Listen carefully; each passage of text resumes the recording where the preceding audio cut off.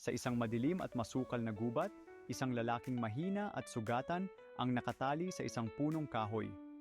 Siya ay si Florante, isang magiting na mandirigma ng Albania. Habang umiiyak at inaalala ang kanyang malupit na kapalaran, dumating ang isang estranghero, si Aladdin, isang prinsipe ng Persya. Kahit magkaiba ang kanilang lahi at paniniwala, pinalaya ni Aladdin si Florante at inalagaan siya. Habang nagpapagaling, isinalaysay ni Florante ang kanyang buhay. Siya ay anak ni Duke Briseo at Prinsesa Floresca.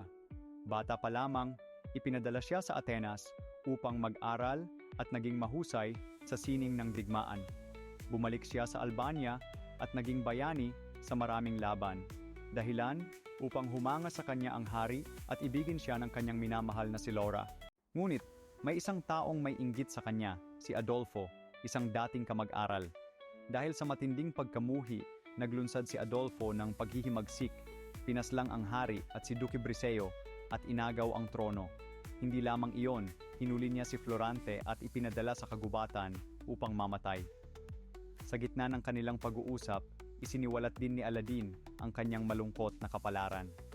Siya ay itinakwil ng kanyang sariling ama, si Sultan Ali Adab, na inagaw rin ang kanyang iniibig na si Flerida.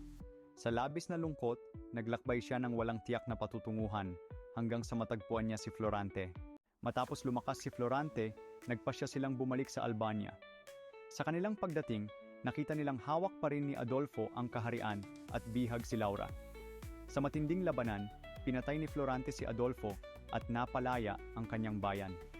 Samantala, si Flerida na nakatakas mula kay Sultan Ali Adab ay sumama kay Aladdin.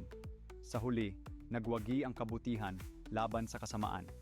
Pinakasalan ni Florante si Laura at namuno sa Albania nang may katarungan, habang sina Aladdin at Flerida ay bumalik sa Persya upang mamuhay ng payapa.